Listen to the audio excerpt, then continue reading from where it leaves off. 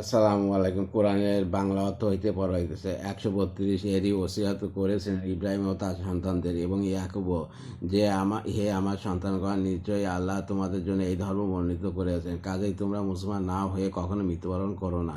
133 তোমরা কি উপস্থিত ছিলে যখন ইয়াকুবের মৃত্যু নিকটবর্তী হয়, যখন সে তার সন্তানকে বলে, আমার পর তোমরা কার ইবাদত করবে?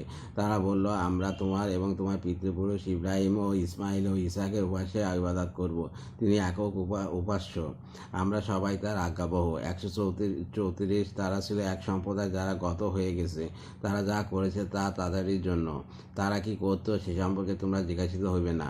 135 তারা বলে, তোমরা ইহুদি অথবা খ্রিস্টান হয়ে যাও, তবে সুপথ পাবে।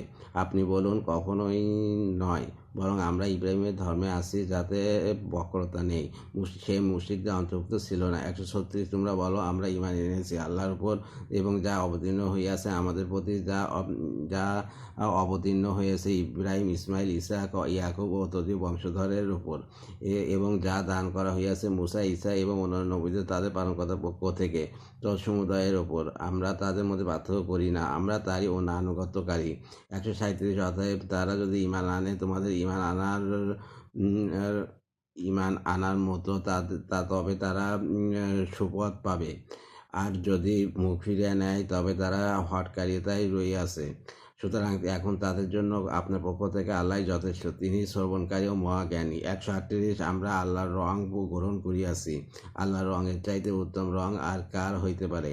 আমরা তারই ইবাদত করি। 139 আপনি বলে দিন, তোমরা কি আমাদের সাথে আল্লাহ সম্পর্কে তর্ক করছো, অথচ তিনি আমাদের পালনকর্তা ও তোমাদের পালনকর্তা।